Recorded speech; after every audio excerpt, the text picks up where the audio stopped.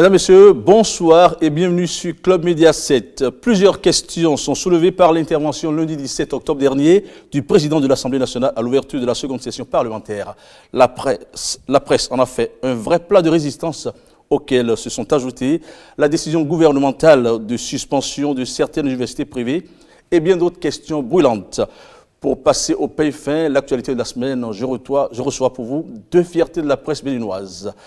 Léon Bratier, rédacteur en chef de l'autre quotidien, ancien rédacteur en chef du quotidien La Nation et ancien directeur de publication de l'ex-quotidien Le Citoyen. Léon Bratier, bonsoir. Et bonsoir Mesme, comment tu vas? Ça va bien, merci. Et en face de Léon Bratier, Didier Sanson, ce nom rappelle RFI, ancien journaliste RFI. Actuellement, vous êtes dans une université de la place. Vous êtes directeur des études. Absolument. ISMA, bonjour et bonsoir à tout le monde. ISMA, l'Institut supérieur des métiers de l'audiovisuel, directeur des études là-bas. Vous risquez de passer à la direction des relations publiques pour la facture. Oui. Alors, nous démarrons tout de suite cette émission avec la revue de presse.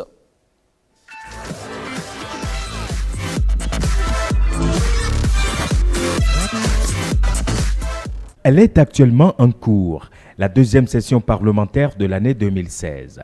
Elle s'est ouverte en présence des députés de la 7e législature, des membres du gouvernement, des membres du corps diplomatique et de l'invité spécial du président de l'Assemblée nationale, le secrétaire général de l'Union interparlementaire, le Camerounais Martin Tchoungong. C'est donc parti jusqu'en janvier prochain pour d'intenses activités parlementaires, note La Nation. Au cours de leurs travaux, poursuit le journal, les députés vont se pencher prioritairement sur l'examen du budget général de l'État, exercice 2017. Un budget qui s'élève à plus de 2010 milliards de francs CFA. De mémoire de Béninois, écrit le matinal, aucun gouvernement n'a encore franchi cette barre, surtout en cette période où l'économie béninoise est en proie aux effets néfastes de la récession économique au Nigeria.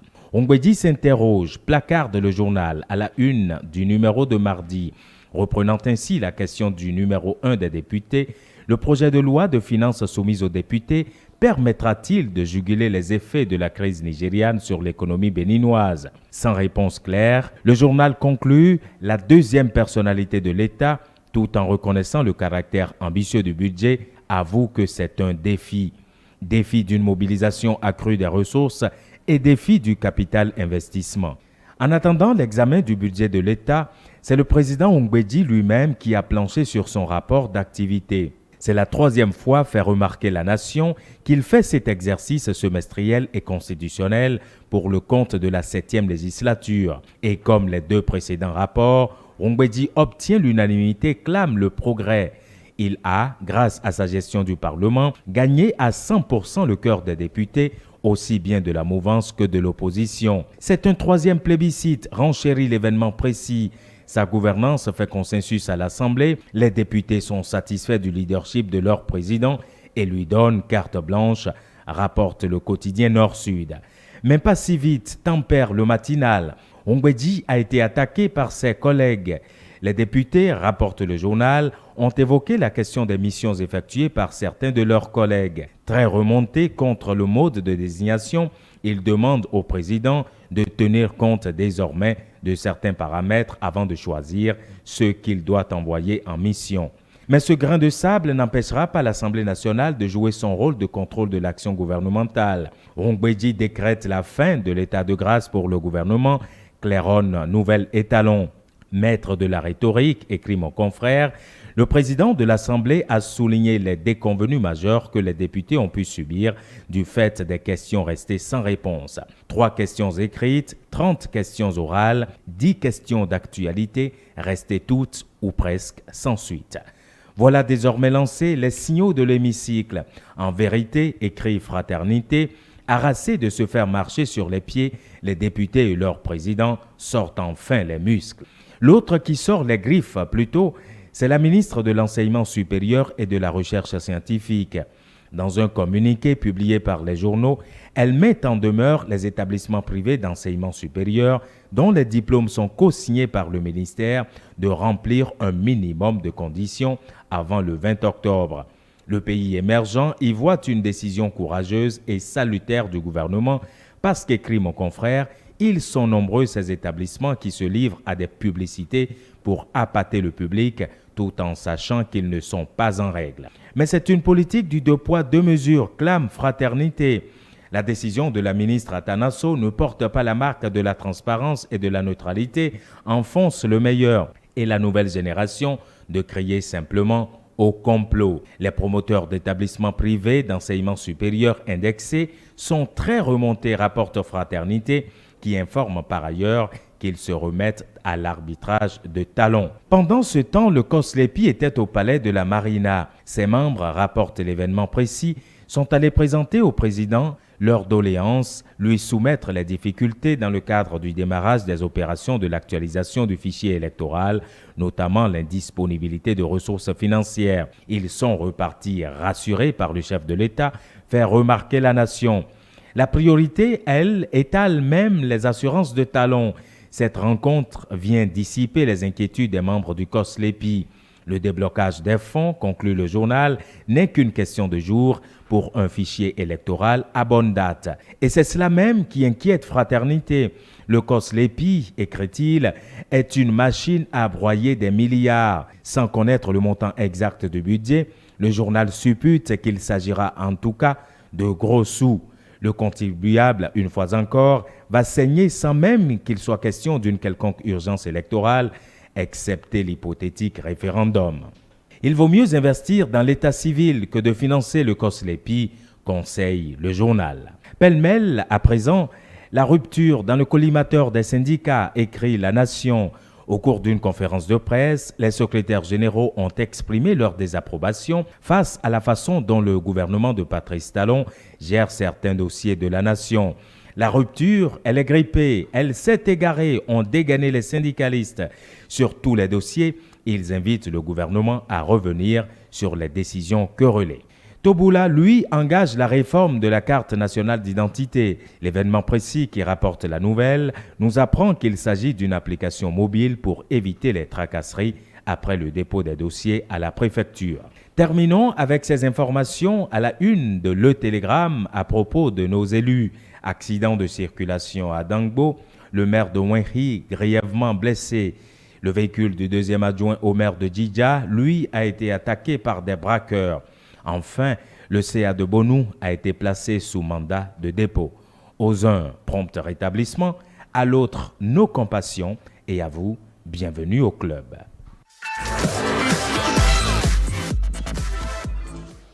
Merci Sénandé Serge Ayaka. Léon Bratier, 2010 milliards, c'est le montant du projet de budget de l'Assemblée nationale.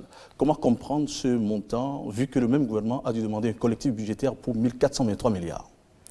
Oui, je dois dire qu'un budget, c'est d'abord quelque chose de politique, parce qu'un gouvernement vient avec son programme, et je crois comprendre que le gouvernement veut une relance économique et sociale durable.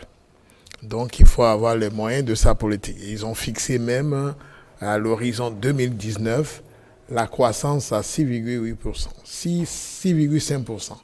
Donc, il faut se donner les moyens d'atteindre la croissance qu'on a fixée. Donc, il faut financer cette croissance-là. Et bon, maintenant, ça se passe dans un contexte étonnant parce qu'il y a la dépréciation du Naira et puis sa dévaluation, ce que ça coûte pour certains secteurs de notre pays, surtout les secteurs de réexportation. Alors, on se demande comment, dans un tel contexte, le gouvernement peut avoir le culot, entre guillemets, de faire un budget de 2010 milliards. Ça ne devait pas être gênant. Hein. Ça ne devait pas être gênant si un gouvernement décide comme ça de lancer à grands frais des choses. Ça ne devait pas être gênant. C'est l'orientation politique qui suscite ce montant-là. La seule chose, le seul souci que j'ai avec ça, c'est que on a l'impression que ça va être la pochette aux surprises. Il n'y a pas un discours de politique et d'orientation générale devant l'Assemblée pour dire voilà la grande orientation que nous prenons. Et pour cela, nous avons besoin de mettre les moyens. Parce que même 3 milliards, 230, c'est pas un problème. Est-ce que ce montant peut permettre de juguler les effets de la crise nigériane sur l'économie béninoise? Voilà, donc ça veut dire tout simplement qu'avec de tels montants, il faut tout simplement réorienter un peu son économie, ne pas toujours dépendre du Nigeria. Quand le Nigeria tout saute un peu, nous on est complètement enrhumés et complètement grippés. Donc il faut voir si le budget peut financer vraiment de nouvelles orientations et de l'exportation. Effectivement, pourquoi pas? Mon problème encore reste le fait qu'on ne sait pas. Il n'y a pas un grand discours avec de grandes orientations. On sait qu'ils vont bosser, ça ils sont là pour ça. Mais maintenant qu'on dise le minimum et que ce ne soit pas toujours des pochettes surprises. Oui, Adrien Mbedi dit que ce montant doit pouvoir régler le problème des travailleurs. Le problème des travailleurs dont il se réserve le droit d'être le porte-parole. Oui, disons et des populations, bien sûr. Oui, disons que ce budget est fait autour de 5 axes comme ça, que je ne vais pas citer tout. Mais je crois qu'il y a le tourisme, il y a les infrastructures qu'il faut faire, les routes, l'énergie, les technologies de l'information et de la communication pour réussir l'économie numérique. Il y a le secteur aussi de l'artisanat, sa professionnalisation, l'agriculture. Il faut faire la promotion de 4 filières. Et laisser un peu, c'est-à-dire que la filière coton a été toujours la filière phare. Maintenant, il faut aller vers d'autres filières, le maïs, l'anacarde. Je crois qu'il y a d'autres filières, je ne me souviens plus tellement. Mais donc, il y a 4 filières qu'il faut relancer aussi.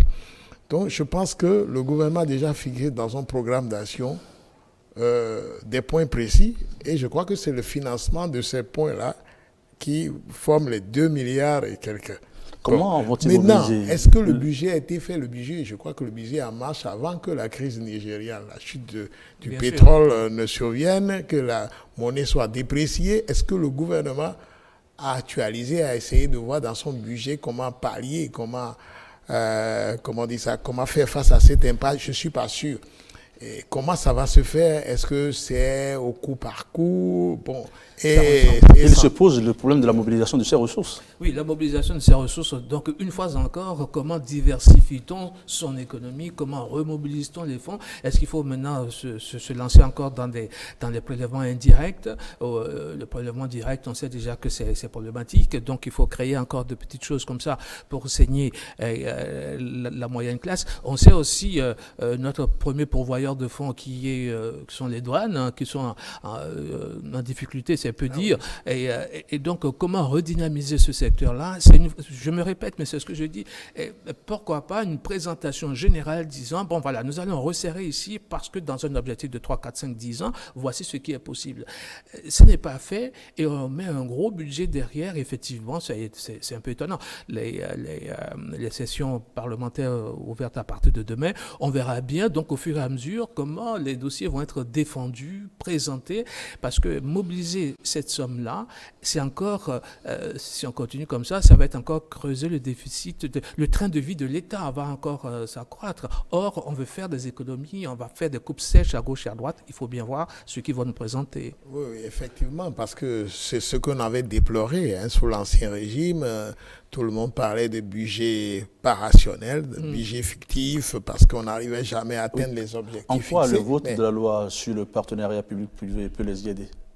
Mais bon, je crois qu'il y a déjà un premier signal lancé par le gouvernement dans le Conseil des ministres de la fois passée, où les 8 usines de transformation vont être cédées au privé à gérer, puisqu'on a englouti plusieurs milliards dans ces projets qui n'ont rien donné du tout.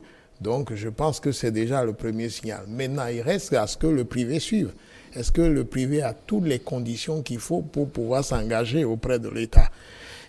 Oui, justement, sans vous couper. Et cette manière de dire public et privé, il va y avoir un partenariat. Attention, là encore, est-ce que l'État ne risque pas en ce moment de lâcher certains secteurs qui lui reviennent de droit? Je prends la santé. On ne s'attend pas à faire des bénéfices dans la santé. Il faut soigner les gens. Donc, il faut mobiliser pour... Or, j'ai cru lire quelque part que parfois, on est en train de... hôpitaux. Et à 3 hôpitaux on demande de se privatiser ou on demande au privé d'aller investir dedans. Franchement, non. Ça, c'est un domaine qui est complètement de l'État, et l'État, c'est nous, c'est tout le monde. Donc, on ne va pas laisser ça au privé. Le privé, c'est d'abord faire des bénéfices. Et ils le savent très bien, ça. Oui. Le troisième rapport d'Adrien Mbedi voté à l'unanimité, est-ce à dire que sa gouvernance fait unanimité? Moi, j'aime bien l'écouter. Pour consensus. Moi, j'aime bien l'écouter faire ses discours de présentation. Il est excellent là. Ah, oui. Il est très, très politique là-dessus. C'est majestueux, c'est très bien, il le fait très bien. Maintenant, je crois que ses collègues à l'Assemblée sont tellement habitués à ça qu'ils disent, bon, écoute, épargne-nous ça, et puis va directement à la conclusion. C'est d'ailleurs ce qu'il a fait. Et puis maintenant, ils vont rentrer dans le vif du sujet, parce qu'après, il va s'écouter parler, et parce qu'il le fait très bien, et puis il risque d'être trop vite séduit, donc ils ont préféré qu'il aille. Mais c'est vrai, il réussit bien l'exercice. Oui, mais sa gouvernance, ça fait consensus? On est tenté de le dire. Dans la revue de presse tout à l'heure que malgré le baume qu'on lui a donné, que finalement les députés ont dit pour les missions, on ne choisit pas les gens. Bon, donc, vous voyez, comme il est dit, c'est entre l'exercice formel, bon, donc, contrôle de l'action gouvernementale, Adrien Mbedi dit c'est fini. L'état de grâce. Comment comprendre cette décision brutale? Voilà, parce qu'il faut aussi dire qu'à l'Assemblée, c'est de tradition dans nos pays. Hein, après une élection présidentielle, il y a des députés qui ne savent plus comment ils s'appellent. On va à gauche, à droite. Donc, et puis les 100 premiers jours, on laisse faire un peu pour voir qui va devenir caméléon clair ou caméléon foncé, enfin bon, arc-en-ciel ou pas. Bon, bref, on attend que les choses se passent. Effectivement, les 100 premiers jours, c'est l'état de grâce pour tout chef d'État de continuer. Et puis maintenant, les députés, ma foi, vont rentrer dans leur vrai job, c'est-à-dire contrôle de l'action gouvernementale. Et d'ailleurs, ils vont commencer par examiner le budget, ça va être l'occasion. Fin de l'état de grâce, je crois que le président Mbedi voulait tout simplement montrer que c'est fini la récréation, vous avez fait maintenant l'ouverture de la deuxième session parlementaire, ça va se passer autrement et nous allons être pointilleux. On ne va pas nous accuser de. Je crois qu'il a voulu marquer son terrain. Oui. Il y a plusieurs questions qui sont restées sans réponse. Des questions orales, 3 questions écrites, 30 questions orales et 10 questions d'actualité restées sans réponse. Sur ce point, je crois que ce n'est pas une nouveauté. Et depuis Yahi, déjà, les ministres n'ont plus l'habitude de ne pas aller répondre ou bien de tergiverser beaucoup pour qu'on les y force. Et je crois que ça continue et c'est une habitude à laquelle il faut mettre fin. Que ce soit des règles bien établies et que ça soit respecté parce que, comme disait Mbedi, il a dit nous voulons faire un contrôle avisé pour que on puisse faire un débat normalement, un débat parlementaire normalement, pour que l'Assemblée ne devienne pas une salle, comment on dit ça, d'acclamation de tout ce qui va. Mais j'espère qu'il sera entendu parce que nous avons les réformes qui sont là, les réformes politiques. Et qui dit réforme politique aussi, dit des prises de position. Est-ce que ces prises de position vont refléter sur leur façon d'agir au sein de l'Assemblée nationale? On verra bien au cours de ce budget. Voilà. La représentativité des femmes à l'Assemblée nationale, Mbedi dit il est temps de leur faciliter la tâche. Oui, mais il faut qu'ils le regardent eux-mêmes au sein de la partie, parce que les gens ne désignent pas, on ne désigne pas des parlementaires. Ils et elles sont élus. Donc les partis devraient tout simplement proposer. C'est bien de faire ce genre de discours, mais déjà, regardez en leur propre sein combien de femmes ils ont présentées. Je ne pense pas que le PRD soit un champion en la matière. Donc, il faudrait déjà commencer par là. Combien nous proposons sur 30, que sur une liste de 30, on peut mettre, allez, soyons gentils, au moins 10, minimum. Et puis, en plus, les mettre en position. Faut-il légiférer dans ce sens? Je crois que si on continue de traîner comme ça, il faut légiférer. Il faut légiférer pour qu'il y ait, et en plus les mettre en position d'éligibilité. Mais ça va ouvrir les vannes du favoritisme.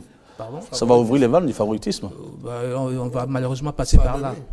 Oui, malheureusement. Mais je pense que si les partis politiques ne font pas cette discipline à l'intérieur de leur groupe, il va falloir prendre des décisions pour dire minimum, temps sur tel nombre. Et puis en plus en position d'éligibilité, pas toujours des suppléants. Est-ce qu'on peut atteindre le seuil de pays comme le Rwanda où 64% de l'Assemblée le Rwanda est un pays volontariste. Le Rwanda a une vision et le Rwanda a choisi les moyens d'atteindre cette vision-là. Mais moi, j'ai l'impression un peu que nous, on se presse tout, on essaie d'être en équilibre et donc on ne prend pas toujours une position ferme sur certaines questions. On n'a pas une vision ferme sur cette question. Si nous, on est à 7% alors que le Togo est à 14%. Sujet 2, on va aborder le deuxième sujet, la décision gouvernementale de suspension de certaines universités privées. Il y avait une publication d'une liste de 10 universités. À cette liste s'est ajoutée une autre, de 37. Oui. On se retrouve à 47 universités privées homologuées. N'est-ce pas trop pour le quartier latin, l'ex-quartier latin de l'Afrique? Certainement, certainement. Ben, je ne veux pas dire qui est bien et qui n'est pas bien. Eh ben, toujours est-il que faire des listes sur un bout de table, un coin de table, et puis diffuser. Et dit voilà les 10 retenus, voilà les dettes, la date limite, etc. Que personne ne savait, les critères que personne ne savait. Et puis après on dit oui, c'était pour mettre la pression, sauf qu'entre-temps ça fait un peu de mal.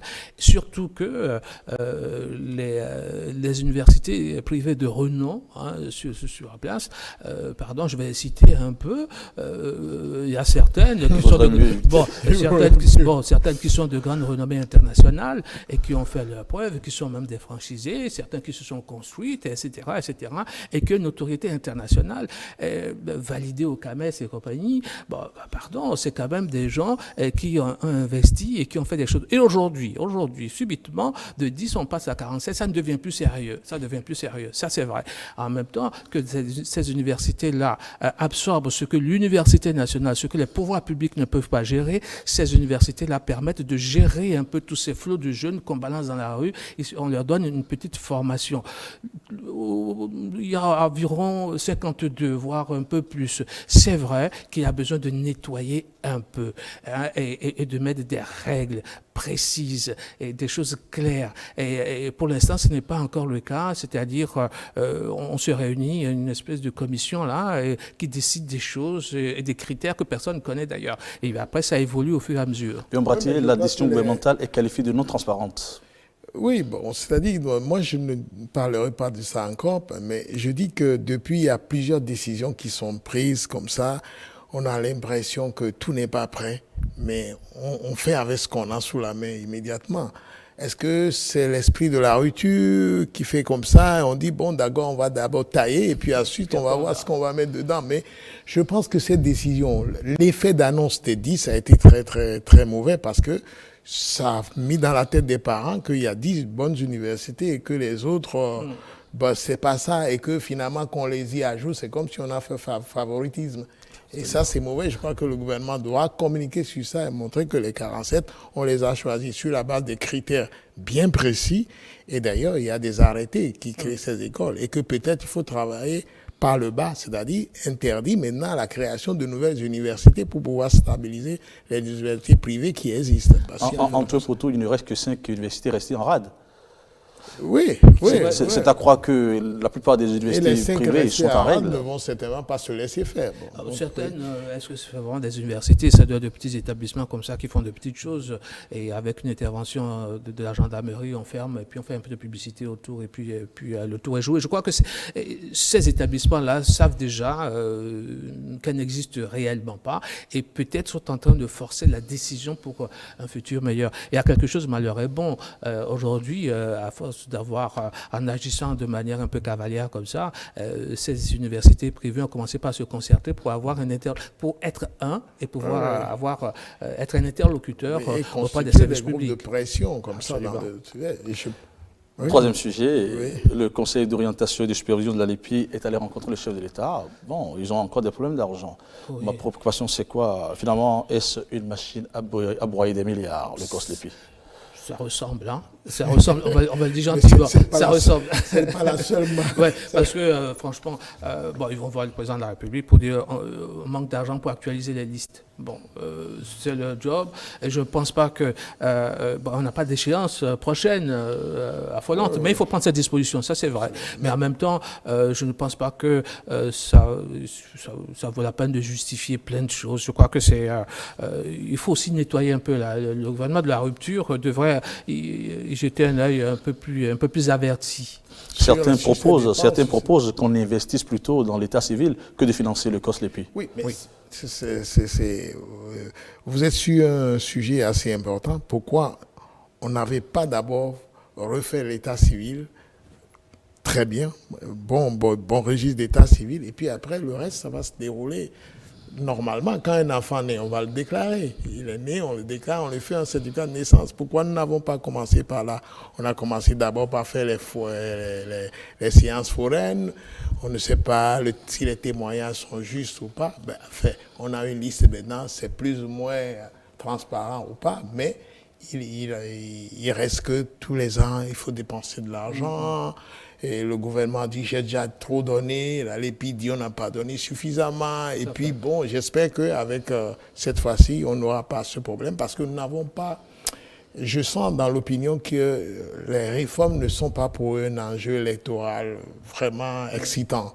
Et que, de ce fait, certains seraient même tentés de ne pas aller se faire inscrire pour qu'on réactualise la liste et qu'il faut faire... Il faudrait peut-être rebaptiser, pardon, la COSLEPI, il faudrait rebaptiser, qu'on oriente plutôt vers l'état civil, l'état civil d'un pays. Ce serait beaucoup plus simple et je crois qu'en leur donnant cette dénomination-là, ça va même changer un peu la manière de réfléchir. L'état civil est toujours l'état civil. C'est le plus important. Et puis, autre sujet, le gouvernement dans le collimateur des syndicats. Les 3 centrales se sont réunies pour critiquer le gouvernement sur le sort de 1045 agents du ministère de l'Agriculture, de l'Élevage et de la Pêche, la situation des étudiants et puis le sort des directeurs d'école qui n'ont eu aucun résultat, c'est-à-dire qui ont eu 0%. Que dit par rapport à ces décisions des syndicalistes? Voilà, les syndicats, ils sont dans leur rôle. Hein. On se mobilise, on défend nos intérêts et on fait vrai. On connaît la chanson, c'est comme ça. Maintenant, l'État, le gouvernement aussi donne des bâtons pour se faire taper. Hein. Parce que de manière cavalière aussi comme ça, on dit tac, terminé, il n'y a plus d'association à l'intérieur des universités, terminé, allez vous faire voir ailleurs. C'est un peu liberticide de parler comme ça. Hein. Et encore qu'on a vu des syndicats d'étudiants complètement militarisés. Hein, c'est quand même dangereux ça. Donc interdire ça, bravo, bien. Mais là, interdire les associations, c'est deux choses différentes. C'est deux choses différentes, c'est pas normal. Juste un mot là-dessus, parce qu'on va passer à un autre sujet. Non, je pense que s'il y a un problème d'ordre public au sein d'une université, il y a des procédures pour régler ça. Maintenant, il y a peut-être quelques agitateurs, mais il faut s'attaquer au mal, parce que le ver est dans le fruit. L'université est devenue un lieu de communautarisation. Absolument. Hein, mais chaque clan a presque son groupe là, et puis les étudiants ont pensé un moment être supportés. Mais toutes les causes ne sont pas défendables. Lorsque des enseignants enregistrent 0% à l'examen, est-ce qu'on peut défendre cette cause-là? Est-ce que c'est leur seule faute? Voilà, et là, ce n'est même pas la faute aux enseignants du tout. On devrait même les maintenir en place, parce que ce n'est pas eux. C'est un programme. Encore que le gouvernement est libre de remplacer les enseignants au poste de remplacer.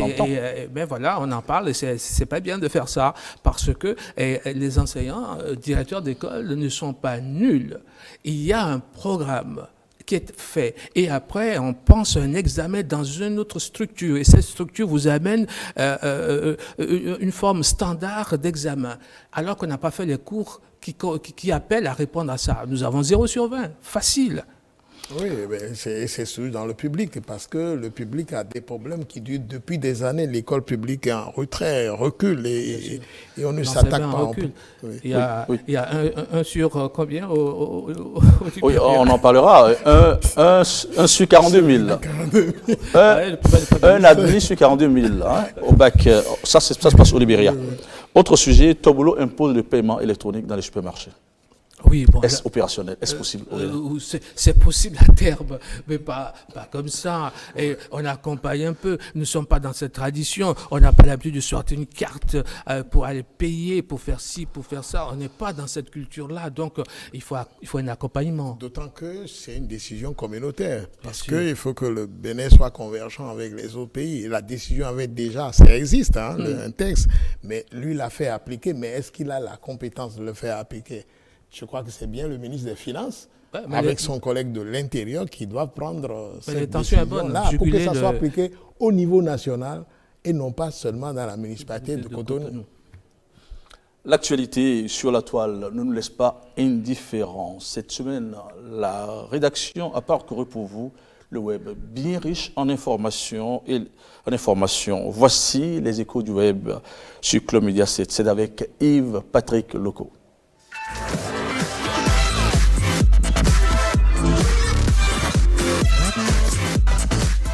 L'actualité sur le web cette semaine nous amène d'abord aux États-Unis où le troisième débat entre les candidats à l'élection présidentielle a été organisé dans la nuit du mercredi 19 octobre. C'est le journal Le Point qui, entre autres, s'intéresse à cette information.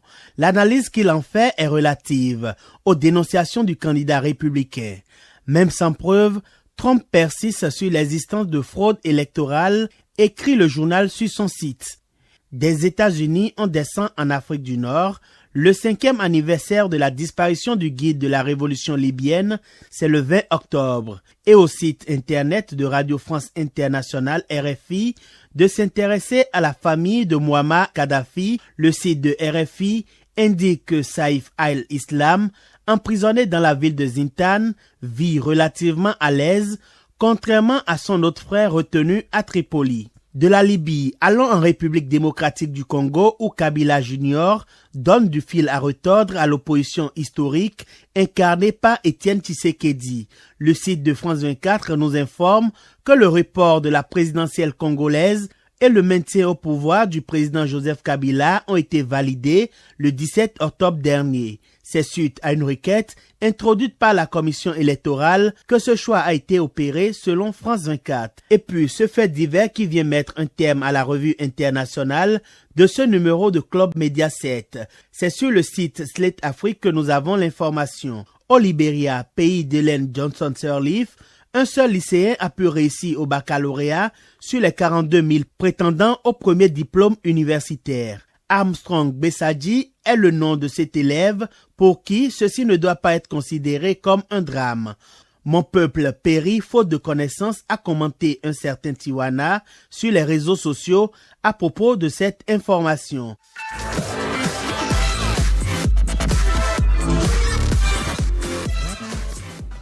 Merci Yves-Patrick Loco. Léon Battier, même sans preuve, Trump persiste sur l'existence de fraude.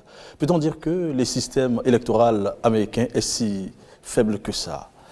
Non, bon, est-ce que c'est la première fois où, avec Bill Clinton, il y avait eu un problème avec le vice-président et on a fait des recomptages.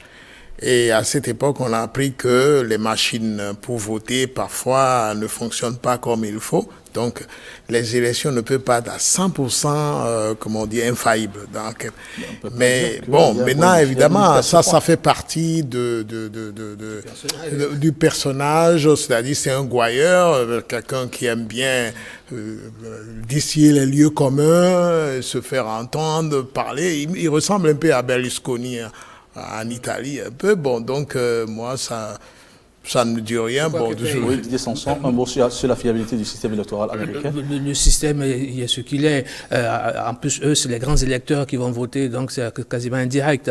Bon, il y a toujours de petites choses, de petites listes à réajuster, mais bon, ça ne remet pas du tout en cause cela. Je crois que c'est quelqu'un qui commence par se sentir en perte de vitesse, donc cherche une issue populiste, populaire. Justement, est-ce qu'il ne cache pas une faiblesse?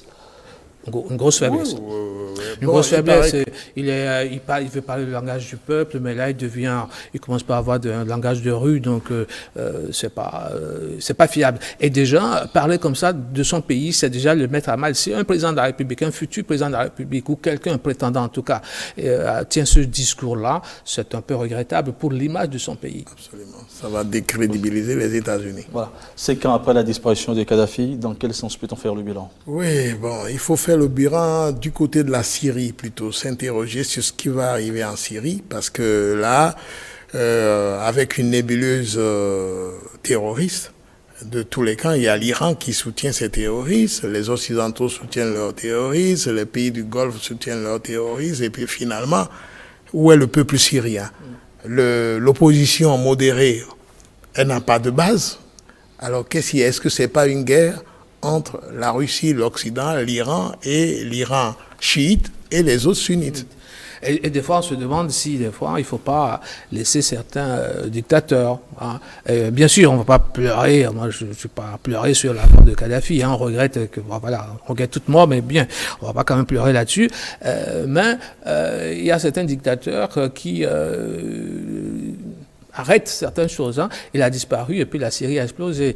Et Saddam Hussein, on l'a liquidé et puis toute la région est à feu et à sang. Donc, pour l'Occident qui vient avec de gros sabots, des fois, il faudrait réfléchir à cette fois, si je puis parler ainsi, avant de prendre certaines décisions, même si ces dictateurs-là, ma foi, martyrisaient leur peuple. Oui, et puis on est sensible aussi à cette volonté du peuple d'avoir la liberté de pouvoir décider, mais malheureusement, je sais pas, l'Occident seul ne peut pas trouver la voie. Il faut nécessairement qu'il y ait quelque part un dialogue, et ça ne vient pas. Oui, et puis Kabila Fils qui a obtenu le report des élections dans son pays, il reste président. Moi, quelle perspective pour ce pays? J'espère pour eux qu'ils ne vont pas tomber dans la même logique que le Burundi, parce que c'est des zones très troublées. Ce pays n'appartient plus à Kabila entièrement. Il y a des groupes qui font d'intrusion, et bon, alors...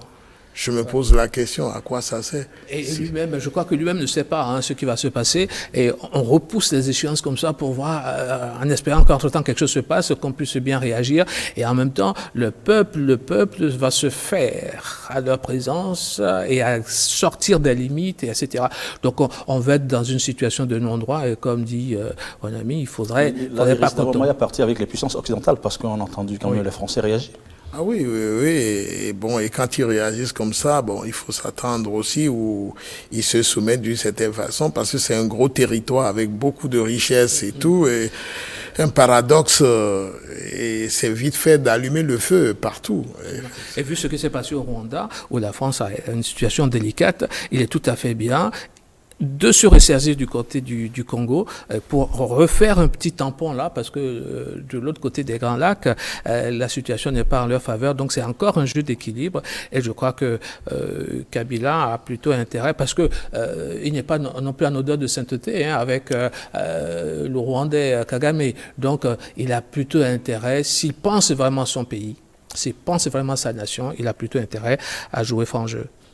Un seul candidat reçu au bac au Libéria sur 42 000 prétendants au diplôme.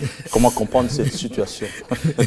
J'ai cru que c'était une blague. Et puis, moi, j'ai cru que c'était une blague. Bon, un seul candidat, peut-être, si on demandait qu'il y ait un seul candidat qui s'est présenté, on pourrait dire que les autres ont été éliminés par Ebola. Mais bon, là, franchement... Il n'y a aucun souci à l'inscription à l'université. Hein. Oui, mais qu'est-ce qui s'est passé? Il doit y avoir des responsabilités à situer dans ce cas. Johnson Sirleaf doit commencer par se poser des questions sur l'offre de l'enseignement. Sur l'offre de l'enseignement. On est sorti de guerre. Bien sûr, on est sorti de guerre, mais on ne va pas dire ça tout le temps.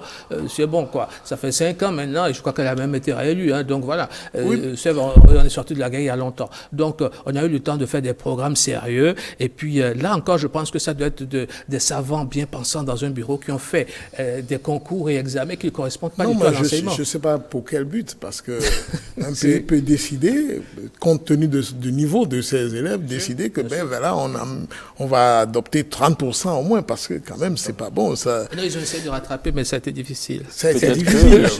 Quand même, on n'est pas dans un pays de nuls, quand même. Pas de ce pays. Peut-être qu'il vient d'ailleurs. Qui sait? C'est très compliqué. Ça jette un discrédit sur le système. Absolument. De ce pays. Absolument. Le recul dans tous les pays est flagrant, mais là, je crois que sans citer certains pays du Sahel, c'était 10%, 17%, et puis dans le Pacifique, enfin dans les Caraïbes, Haïti a connu 17% il n'y a pas si longtemps. Mais là, un étudiant, c'est dramatique. Et là, effectivement, le pays doit se poser lui-même ces questions. Les jeunes ne sont pas en cause, c'est le système. Patrick Djossou est en ce moment à Bruxelles, où se tient le Festival des Arts Vaudou. Mais avant de s'y envoler, il a tenu à vous satisfaire en parcourant les caricatures de la presse. Voici Caricacho avec Patrick Djossou.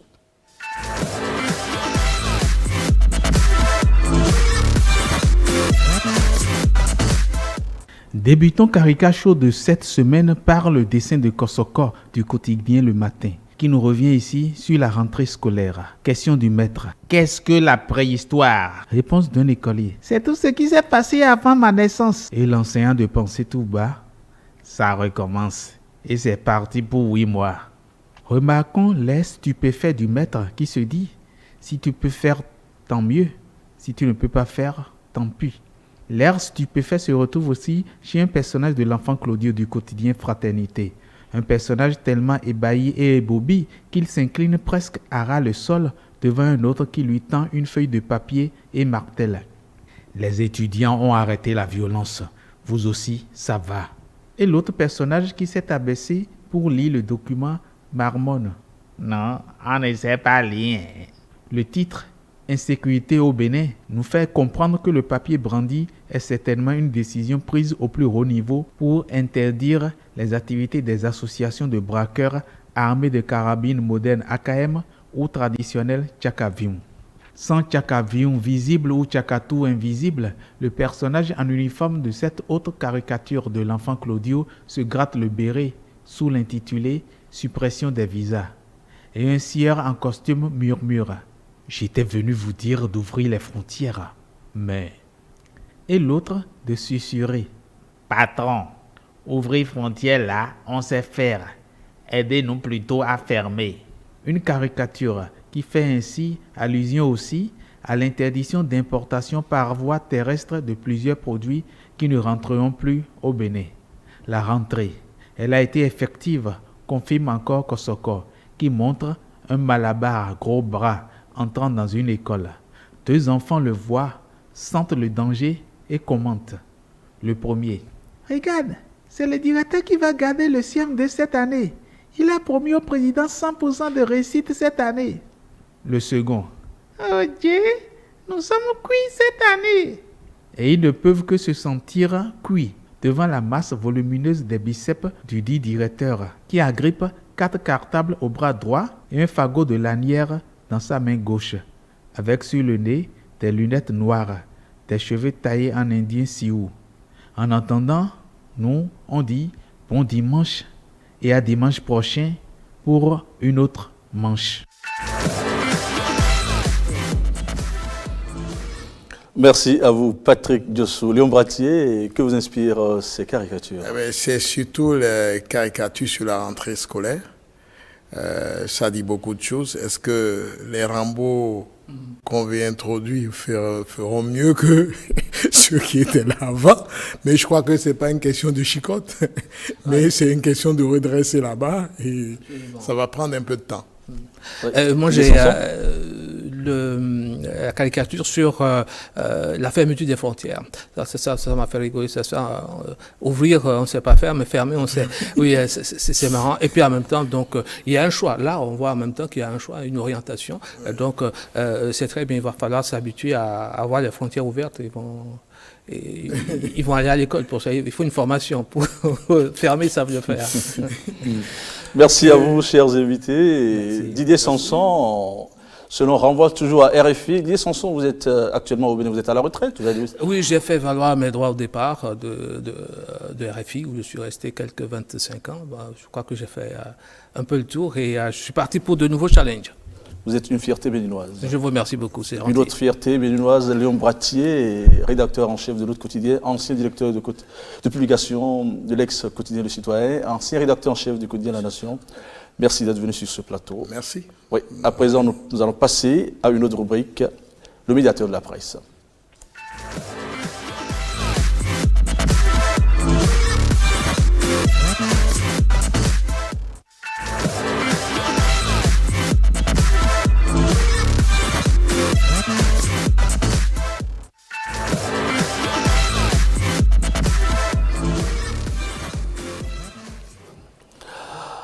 Le médiateur de la presse, cette semaine, c'est avec Jocelyne Aladaye. Jocelyne Aladaye, bonsoir. Bonsoir, Mesma Adisso. Oui, Jocelyne, vous avez mené des enquêtes cette semaine, moult investigations, pour nous dire un peu ce qu'ont fait nos collègues. Sont-ils convoqués devant les tribunaux? Non, pas devant les tribunaux, mais devant la haute autorité de l'audiovisuel et de la communication, puisque c'est l'autorité de régulation des médias. Je salue tout le monde depuis leur poste téléviseur qui nous regarde en ce moment. Et je vais dire que le Club Média 7, effectivement, est allé à la collecte, à la pêche aux informations du côté de l'autorité de régulation des médias. Et ma foi, nous avons eu une collecte appréciable. Étant donné que nous avons une plainte d'une citoyenne contre 3 journaux, 3 organes de presse pour diffamation. Donc les mises en cause sont l'Investigateur du jour, Le Pays émergent et Le Monde aujourd'hui. Alors, ces journaux ont diffamé en quels termes? Voilà, en ce sens qu'ils sont incriminés pour avoir publié un article. Tous les trois ont publié un article. Et que dit l'article? L'article, c'est sur une commande de compteur bas de gamme, soi-disant, et chantage contre la personne du DG. Donc, cette citoyenne s'est sentie indexée, elle s'est sentie diffamée et elle a porté plainte contre l'autorité, au niveau de l'autorité de régulation pour qu'elle procède à cet arbitrage. Et donc, cette autorité est en cours à travers la commission de la carte de presse, de l'éthique et de la déontologie qui est présidée par notre confrère émérite, Marie-Richard Maïndé, qui en assure la présidence pour cette commission.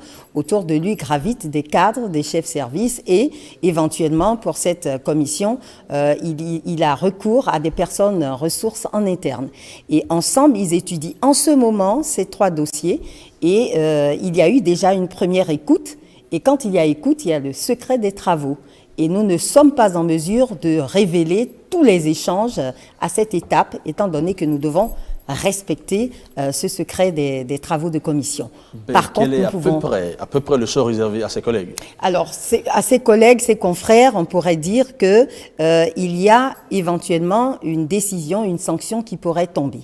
Mais on pourrait, comme c'est en cours d'étude en ce moment, on pourrait rappeler rapidement la procédure qui va faire prospérer la plainte. Oui, la sanction la plus élevée, c'est l'audition publique. Oui. Comment se déroule-t-elle? Une audition publique, c'est d'abord que nous écoutons, c'est-à-dire devant le collège des conseillers. Il s'agit de 9 conseillers pour la HAC, au devant desquels est le président Adam Bonitessi.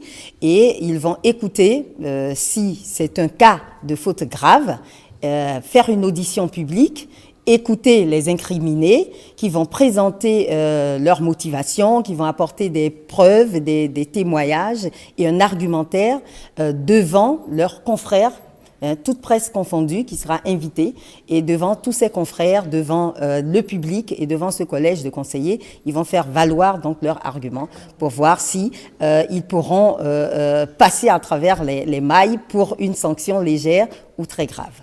Oui, et quel conseil avez-vous à donner aux collègues pour éviter ce genre de réquisitoire? Qu'est-ce qu'on peut dire? Pour éviter ce genre de réquisitoire, il y a tout simplement que nous invitons déjà à peser les mots que nous écrivons quand il s'agit d'un article, à utiliser des mots qui ne portent pas à polémique, qui ne portent pas à équivoque ou quiproquo quand nous faisons nos reportages. Nous devons également respecter et savoir le contenu de notre code de l'information et de la communication, puisque depuis 2015, il est à la disposition des professionnels, et les professionnels se doivent donc de l'étudier, de l'internaliser et pouvoir en faire usage à tout moment dans l'exercice de leur profession. Et puis, bien sûr, bien évidemment, il faut respecter la dignité des gens quand on écrit un article. Il faut respecter la personne humaine, il faut respecter l'honneur des gens quand on écrit. Il faut faire ce qu'on appelle l'équilibre de l'information, aller rechercher les informations, les croiser avant d'écrire quoi que ce soit. Il faut également surtout faire recours aux textes et surtout aux conventions qui lient les organes de presse, parce qu'ils en sont conscients. Il y a une convention qui les lie à la haute autorité de l'audiovisuel et de la communication. Ils doivent bien relire le contenu de cette convention et ne pas biaiser. Ensuite, on va les inviter à respecter des tests qui vont régir leur catégorie professionnelle. Vous et moi, nous sommes de l'ORTB, donc du service public. Il y a d'autres qui sont du secteur privé et il y a également des tests qui régissent ces catégories-là.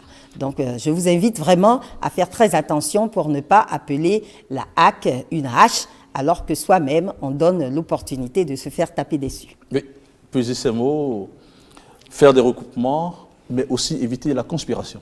Surtout, ne pas se faire soudoyer derrière, ne pas égratigner les gens parce que derrière on veut se faire du profit ou aller très vite ou se faire connaître par des titres ronflants ou des allégations qui pourraient vous apporter devant non seulement la haute autorité de l'audiovisuel et de la communication, mais également devant les tribunaux. Et c'est très regrettable. Oui, mais comment obtenir le code de déontologie de la presse béninoise? Je crois que c'est disponible à la direction des médias. Vous pouvez aller à la HAC pour la voir et pourquoi pas télécharger aussi sur le site de la HAC. Ça s'achète? C'est ouvert. Ça se vend? Ça se vend aussi. Je pense que l'ODEM peut y contribuer. Toutes les associations professionnelles sont également porteuses de ce Pourquoi document. ne pas distribuer le code aux journalistes? On n'est pas si nombreux que ça. Je ne suis pas dans la légitimité par rapport aux conseillers de la HAC. Je pense que s'ils nous entendent en ce moment, ils pourront prendre des dispositions dans ce sens. Ils sont légitimés pour. Un mot de fin en guise de conseil à la presse béninoise. La presse béninoise doit savoir que désormais nous abordons un autre système et que nous devons maintenant faire plus attention pour mettre un accent plus prononcé sur l'excellence, sur notre déontologie, sur notre éthique, pour que nous soyons crédibles dans tout ce que nous faisons. Choisissons bien nos mots, soupesons-les, pesons-les avant de les emballer au public. Mesdames, Messieurs, c'est la fin de Club Média 7. C'est sur le Médiatel de la presse que prend fin cette émission. Merci de l'avoir suivi. Rendez-vous dimanche prochain à 18h. Mais avant ça, vous pouvez suivre la rediffusion de cette émission demain à 23h30.